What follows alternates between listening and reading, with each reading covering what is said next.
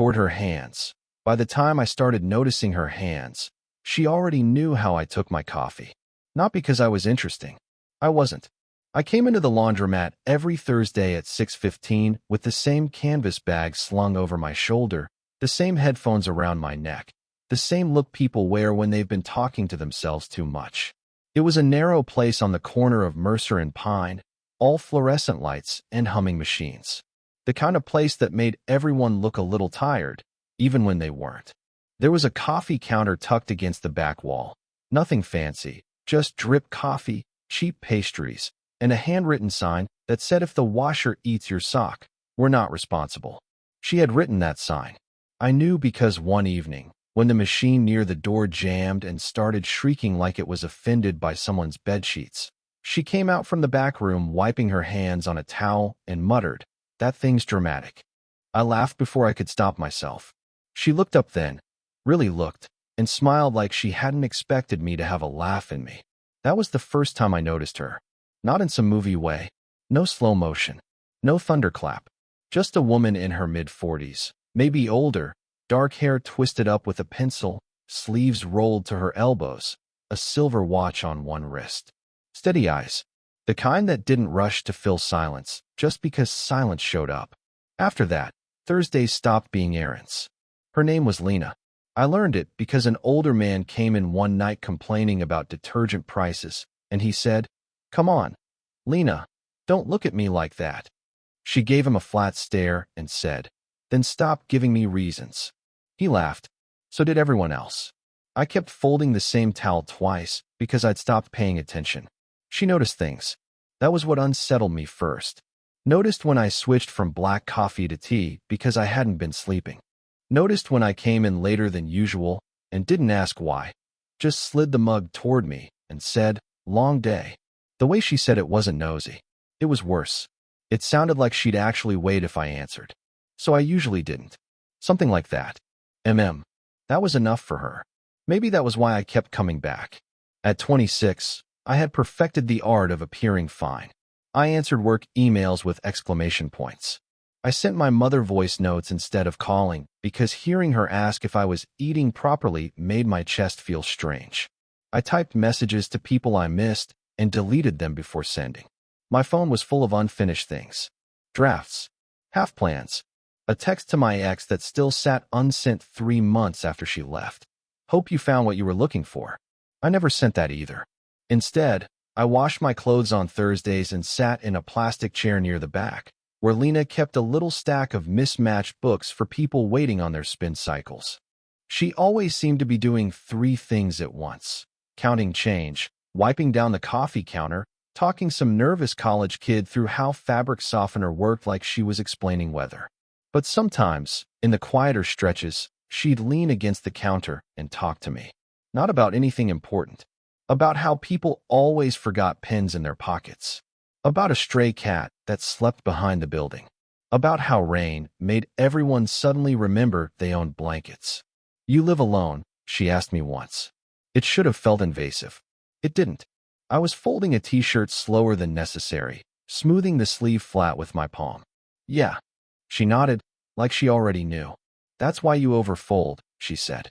I looked up. "What?" She smiled into her coffee. "People who live alone always make routines out of things that don't need routines." I stared at her for a second, then laughed quietly.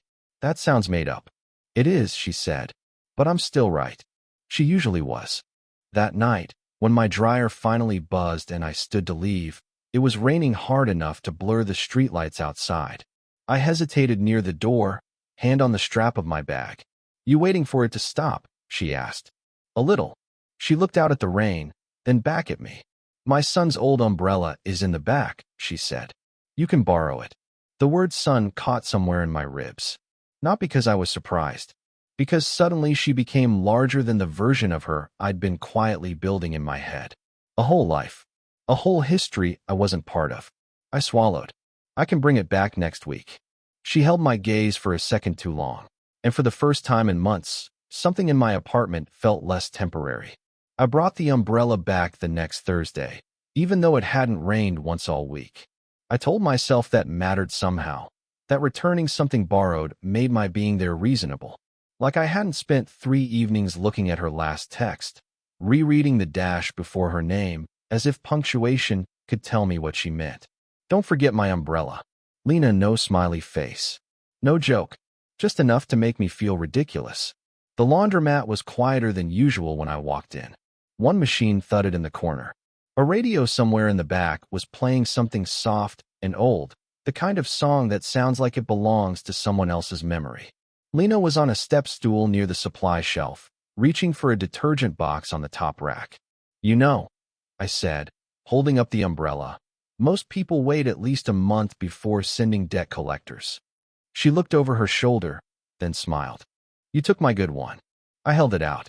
I handled it with care. She climbed down carefully, one hand on the shelf. Did you? There was detergent dust on her sleeve. Without thinking, I brushed it off. My fingers barely touched the fabric, but she went still. So did I? It lasted maybe half a second. Then I stepped back like I'd crossed into the wrong room. Sorry, I said. She looked at the spot on her arm, then at me. For laundry-related assistance. My laugh came out thinner than I meant it to. For assuming. Don't do that, she said quietly. What? Assume you're in the way. She said it like she was talking about something bigger than that shelf. Bigger than detergent dust. Bigger than us standing too close in a place that smelled like coffee and fabric softener. I looked away first. That should have been enough to make me careful. It should have reminded me that there were edges here I didn't understand. But Lena had this way of making ordinary things feel less lonely. That night, she made tea instead of coffee because she said the weather was too gray for bitterness. We sat on the 2 plastic chairs by the back window while my clothes turned slowly in the dryer behind us. She tucked one leg under herself and held her paper cup in both hands. Her hair was down for once, loose around her shoulders, and it changed her somehow. Softer, but not younger. Just less guarded. You always come here alone? She asked. I shrugged. Who goes to laundromats in groups? She smiled. Deflecting. I stared at my tea. It's easier. For who? I didn't answer right away. Outside, rain tapped lightly against the glass. Not enough to matter, just enough to be noticed. My dad used to fold everything in perfect squares, I said finally. Towels, socks, shirts. Said neat things made life feel less slippery. She didn't interrupt. That was her gift. She never rushed silence. He died when I was 19, I said. Heart attack. Fast. No warning. The words felt strange out loud. I almost never said them. Not because they hurt less now, but because saying them made people look at me with that soft pity I hated. Lena just nodded once. That's young, she said. It wasn't pity. It was fact, which somehow made it kinder. Yeah. She looked down into her cup. My divorce was finalized on a Tuesday. I glanced at her. She gave a small, almost embarrassed smile. Funny what details stick. I waited. We've been unhappy for years, she said. But when the papers came through, all I could think was that I still had groceries in the trunk. I laughed softly. She did too, but hers faded first. I sat in the parking lot for an hour, she said. Not crying. Just sitting there. Thinking this is it. This is the shape of the rest of my life. The radio crackled. A dryer buzzed behind us, and neither of us moved. I'm sorry, I said. She shook her head. Don't be. It got better. But. She looked at me then, direct as ever. But sometimes getting better is just getting used to the quiet. That stayed with me because I knew exactly what she meant. Not the divorce. Not the years. But the way loneliness settles into the corners of a life until it starts to look like furniture. My dryer buzzed again, louder this time. Neither of us stood. Then Lena reached over and took the paper tag off my teacup lid, the one I'd been absent-mindedly peeling and folding into tiny strips.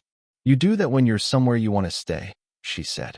Her fingers brushed mine when she handed it back. A small thing. Nothing anyone else would notice. But I felt it all the way home. And later, lying awake in the dark, I kept thinking the same thing. I didn't know why that moment stayed with me. Maybe because it felt like someone had finally noticed the parts of me I'd stopped showing. The week after that, Lena wasn't there. I stood in the laundromat doorway with my canvas bag hanging off one shoulder, rainwater darkening the cuffs of my jeans, and felt something small and unreasonable sink in my chest. A teenage girl I'd never seen before was behind the coffee counter, chewing gum while she wiped down the machine with a paper towel. "You need quarters?" she asked without looking up.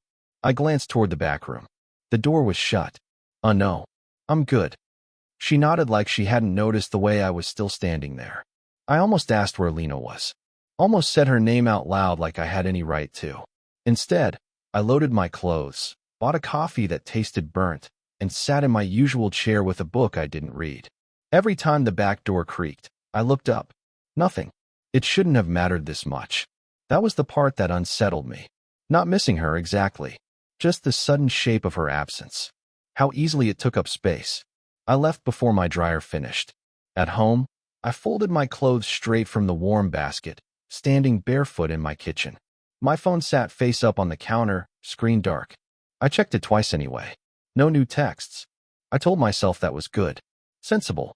Whatever this thing was, this habit, this strange pull towards someone who knew how I liked my tea, it didn't need feeding.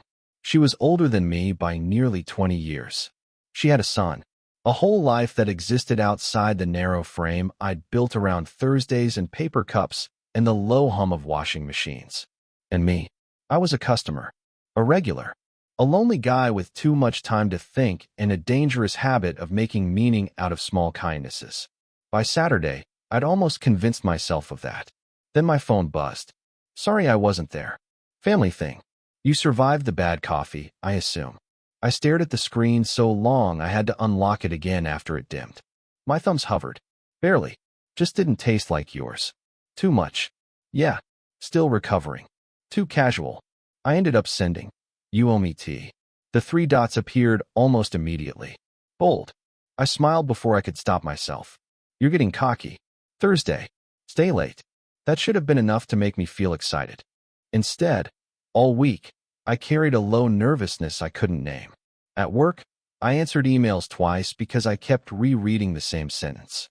I missed a turn driving home because I was thinking about what stay late meant. I nearly texted her Wednesday night just to say something. Anything. And had to physically set my phone in another room. I was 26 years old. Not 16. Still, by Thursday my pulse was wrong. The laundromat was almost empty when I came in. The last customers were leaving, carrying warm baskets into the cold. Lena was locking the front door when she saw me. "You're late," she said. It was 6:22. "You timed me." She slipped the keys into her apron pocket. I noticed patterns. The words landed somewhere tender. She looked tired. Not in a distant way. Just real. Her hair was tied back messily, and there were faint shadows under her eyes. "Family thing?" I asked carefully. She leaned against the counter and let out a breath. "My son came home." I tried not to let my face change. "From college." She nodded. "For a few days." That explained something I hadn't wanted to define. The line I kept forgetting was there. "You missed one Thursday, and I thought the place was haunted," I said, aiming for light. She smiled, but it was brief. "He's 24. The number sat between us. Not accusation. Not warning. Just truth." I looked down at my hands. "Right. I'm not saying that to make you uncomfortable. It's working anyway." A small laugh escaped her, but her eyes softened. "You make everything heavier than it needs to be." "Not everything." The words came out lower than I intended. Silence. The dryer behind me turned with its steady, useless rhythm. Lena took a step closer. Not enough to close the distance. Just enough to make it harder to breathe normally. "What do you think this is?" she asked. Not sharp. Not cruel. Just honest. And that was worse. Because I had answers. Too many of them. None safe. I looked at her, the tiredness in her face, the silver at her wrist, the woman who had become the part of my week that felt most like relief. "I think," I started. But the word snagged somewhere behind my ribs. She was close enough now that I could smell tea on her skin. Close enough that if either of us leaned forward, a sharp knock hit the front glass. We both turned. A young man stood outside in the rain, hood up, hands shoved into his pockets. Lena went still. "My son," she said, barely above a whisper. And suddenly the room felt too bright, too small, like something fragile had been caught in plain sight before either of us knew what to call it. Her son looked enough like her to make something in me pull tight. Same steady eyes. Same habit of taking in a room before stepping into it. He was taller, broader in the shoulders, rain beating on the hood of his sweatshirt, but the resemblance was there in the face he made when Lena opened the door. "Took you long enough," he said, brushing past with a grin. "Try knocking softer next time," Lena said. He kissed her cheek like it was routine, like this was a world he belonged to without thinking about it. Then he noticed me. For half a second, I hated myself for how quickly I straightened. "Hey," he said. "This is Noah," Lena said. "He practically lives here on Thursdays." There was something unreadable in her voice. Not distance. Not invitation either. Just carefulness. Her son, Eli, looked at me, then at the half-folded towel in my hands. "Lucky you," he said. "I've been trying to get her to close early for years. She'd miss bossing people around too much." Lena gave him a look. "You're wet. Go change." He laughed and disappeared into the back room like he'd been doing it his whole life. The silence he left behind felt louder than the dryers. I busied myself with a shirt that was already folded. "She didn't tell me she had a regular," Eli called from the back. I heard Lena exhale. "She didn't tell me you were nosy," she called back. "I'm observant." I almost smiled, but something sour had already started climbing up my throat. Not jealousy exactly. Something uglier. Shame, maybe. At how quickly I'd started treating this place, her, as mine in some private, ridiculous way. I suddenly saw myself the way someone else might. Some younger guy lingering too long over tea, reading into glances, making a home out of borrowed kindness. I set the shirt down. "I should go." Lena looked up sharply. "Your laundry's not done. I can come back." The lie sat between us. Her gaze held mine for a beat too long, then dropped to the keys in her hand. "There's a delivery in the alley," she said. "Help me." It wasn't really a question. The rain had softened to a mist by the time we stepped outside. The alley behind the laundromat was narrow and slick, the brick walls dark with damp. A delivery crate sat by the back door, wrapped in plastic. Neither of us touched it. The city sounded far away back there. A passing bus. A siren somewhere distant. Water dripping from the fire escape. Lena crossed her arms against the cold. "You were leaving because of Eli." I leaned back against the wall, shoving my hands into my jacket pockets. "I was leaving because this is getting complicated." She nodded slowly. "That's honest." "I'm trying." "No." She looked at me then, direct as ever. "You're trying not to want things." The words landed harder because they were true. I let out a short breath. "You make that sound easy." "It isn't." That stopped me. Rain ticked softly off the metal staircase above us. She looked tired again. Not from work. From carrying too much. "I spent years in a marriage where everything important got swallowed before it could become a problem," she said. "Do you know what that does to a person?" I didn't answer. I could feel the wall inside me. The one I'd been keeping up with jokes and routines and careful exits, starting to crack. "It teaches you to leave rooms early," she said, "before anyone can make you feel foolish." I swallowed. "That what you think I'm doing?" "I think," she said quietly, "that you've been lonely so long. You don't know what to do when someone notices." There it was. The thing neither of us had said. My throat tightened. "That's not fair." "No," she said. "It's not." We stood there in the damp cold, both breathing like the air had changed. I looked at her, really looked. The rain caught in the loose strands of her hair, the silver watch at her wrist. The woman who had become, somehow, the softest part of my week and the sharpest part of my thoughts. "I think about you all the time," I said. The words were out before I could soften them. Lena closed her eyes for half a second, just enough for me to see how much it cost her. When she opened them, they were bright in a way that had nothing to do with the alley light. "Noah." I took one step closer. Not enough to touch her, just enough to stop pretending. "I don't need this to become something reckless," I said.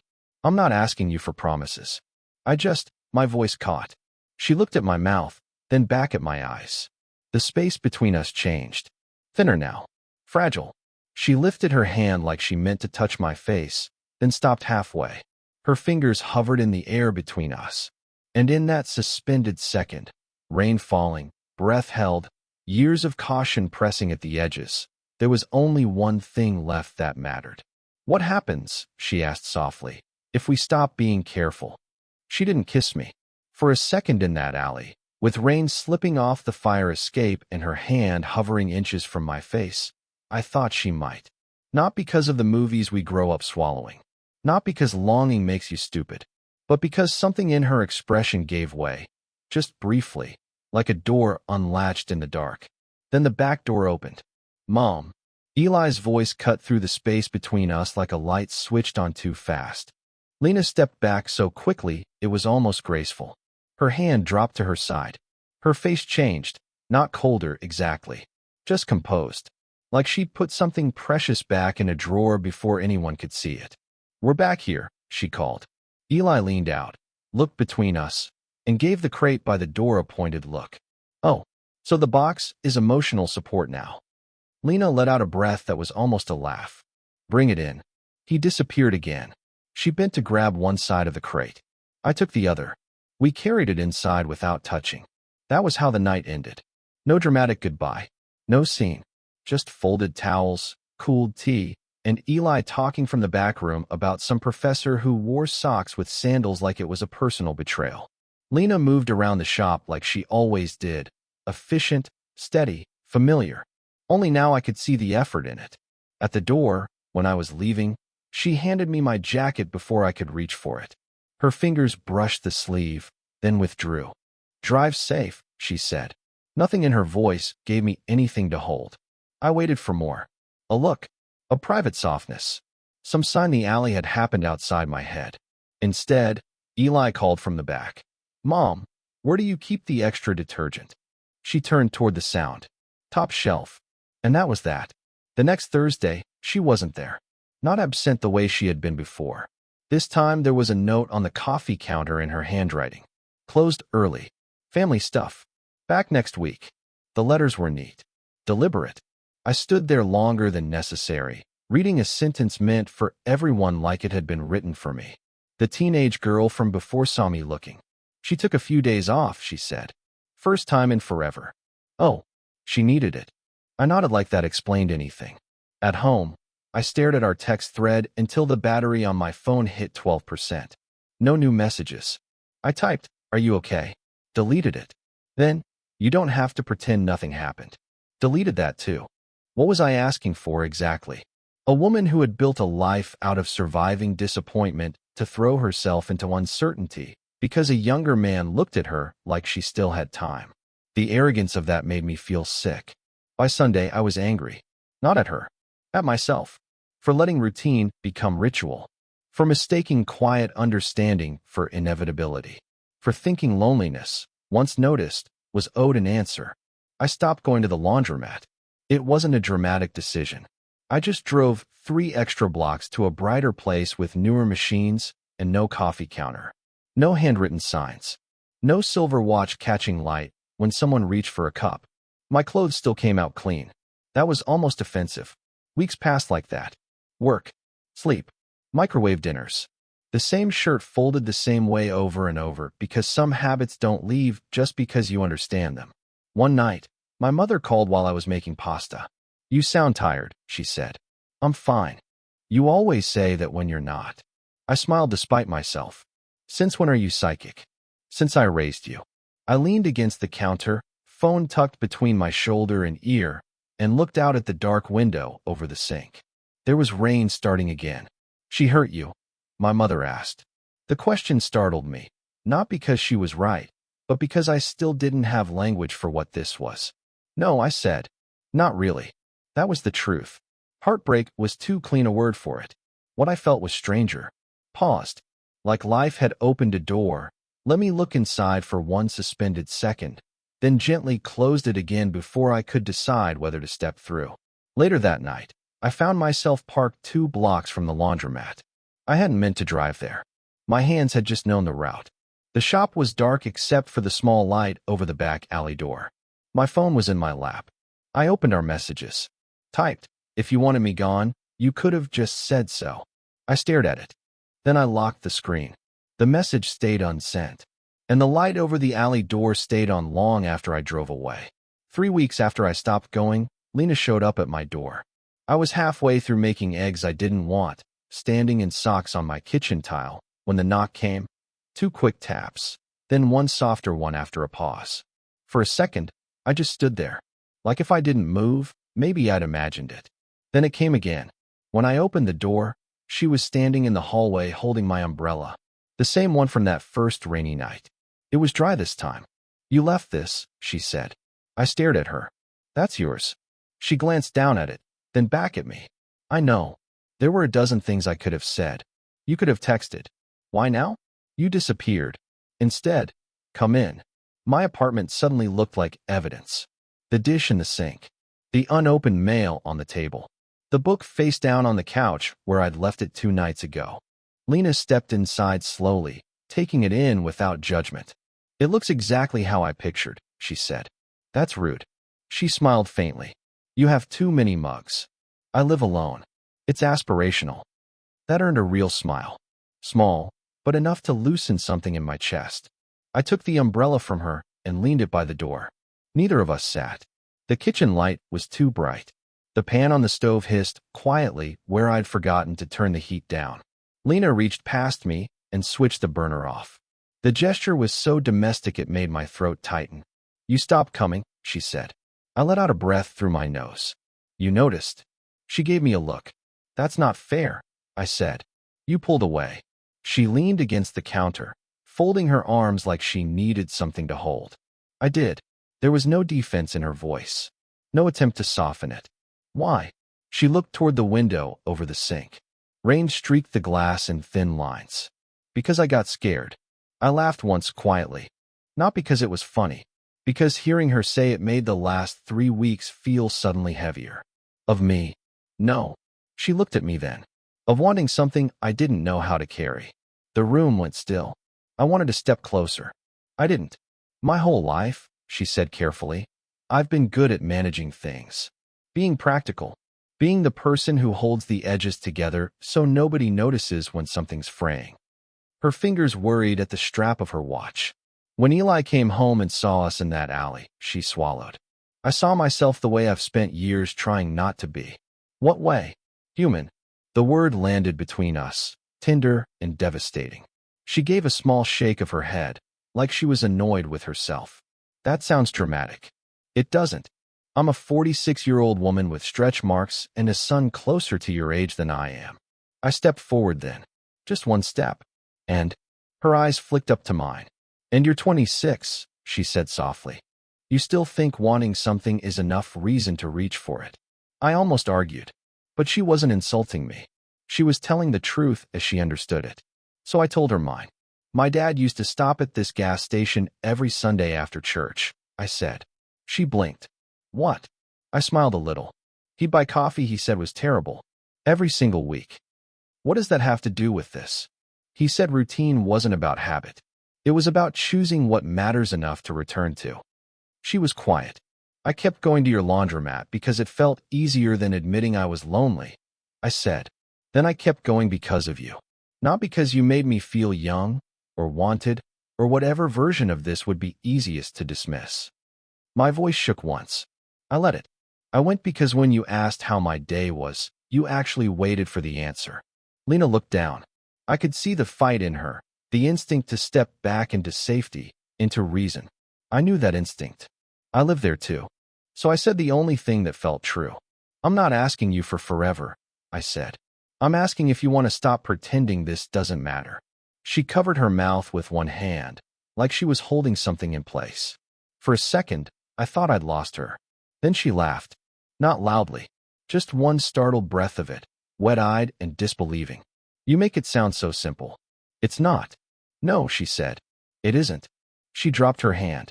Then she crossed the kitchen in 3 steps and put both palms flat against my chest, like she needed to feel that I was real. I didn't move. Neither did she. Her forehead touched mine first. A small thing. Barely anything. But it felt bigger than every almost we'd survived. "I don't know how to do this well," she whispered. I let my hands settle lightly at her waist. "We can do it badly," I said. Just honestly. She looked at me for a long second. Then she nodded once. Softly. "Okay." Nothing changed all at once. That was probably why it worked. There was no dramatic rearranging of our lives. No speeches to friends. No clean line between before and after. The next Thursday, I still brought my laundry in at 6:15. Only now, when I walked through the door, Lena looked up from the coffee counter and didn't pretend she hadn't been glancing at the clock. "You're late," she said. It was 6:17. "Traffic. You live 9 minutes away." I smiled. "You timed me." She slid a mug toward me. "Tea." "No question." "I notice patterns," she said. Some things stayed exactly where they belonged. Others shifted so quietly I almost missed them. Like how Eli started calling me laundry guy with the kind of grin that meant he was less bothered than he wanted us to think. Or how Lena stopped standing on step stools when she needed the top shelf because she knew I'd notice and reach for the box before she asked. Or how my apartment slowly stopped looking temporary. Not because she moved in. She didn't. Not then. But because there were traces now. A second toothbrush that appeared one rainy weekend and never quite left. Her tea in my cabinet beside my coffee. A cardigan folded over the arm of my couch because she was always cold in my apartment and never remembered to bring one. It wasn't fireworks. It was proof. Months passed. The city changed seasons around us. Rain gave way to brittle mornings and then soft spring light. The laundromat kept humming. People kept losing socks. Lena kept pretending the handwritten signs were for customer morale and not because she secretly liked making people smile. I started staying after close. Not every Thursday. Sometimes Tuesdays. Sometimes Sunday afternoons when the place was empty and the sun hit the front windows just right. We got good at ordinary. At sharing silence without filling it. At apologizing faster.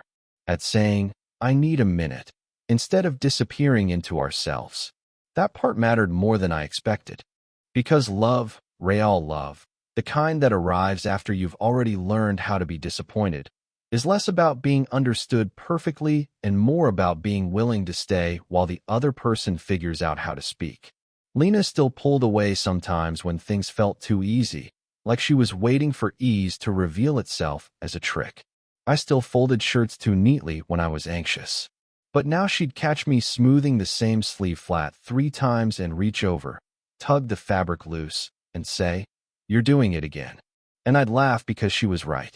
One Sunday morning, months later, I was at her place helping Eli fix a cabinet hinge that had apparently been broken since 2019. "This thing's hanging on out of spite," Eli muttered.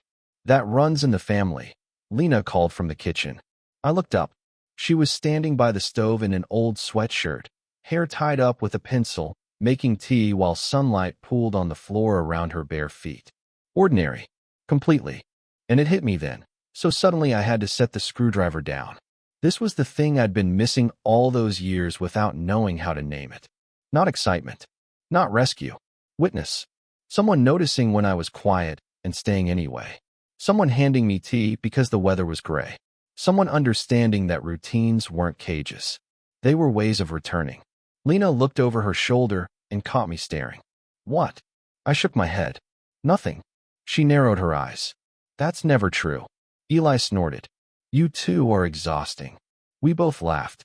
Later, after Eli left to meet friends, Lena and I sat on the back steps behind the laundromat, each with a mug warming our hands. It had rained earlier. The alley still smelled like wet brick. The same alley where everything almost changed. The same place where we nearly lost our nerve. She leaned her shoulder into mine. Not tentative anymore. Just there. "You still overfold," she said. "You still think tea fixes everything." "It fixes most things." I looked at her. The woman who had once felt like a careful ache I carried home in silence, who now sat beside me in the fading light like she'd always had a place there. "Do you ever think about that first umbrella?" I asked. She smiled into her cup. "You mean the one you pretended to return so you'd have an excuse to come back?" "I actually brought it back. You were soaked when you got home." I blinked. "How would you know that?" She finally looked at me, amused. "Because I stood at the front window and watched you walk half a block before you remembered how to open it." I stared at her. "You never told me that." She shrugged lightly. "You never asked." The quiet that followed wasn't empty. It was full of all the things we'd almost missed. I reached for her hand. She let me take it like it was the most natural thing in the world. And sitting there, with damp air and cooling tea and the soft hum of dryers behind us, I understood something simple enough to trust. Sometimes the bravest thing two people can do is return. Again and again, until staying feels less frightening than leaving. Did this story stay with you? What kind of quiet, real love stories do you want to hear next?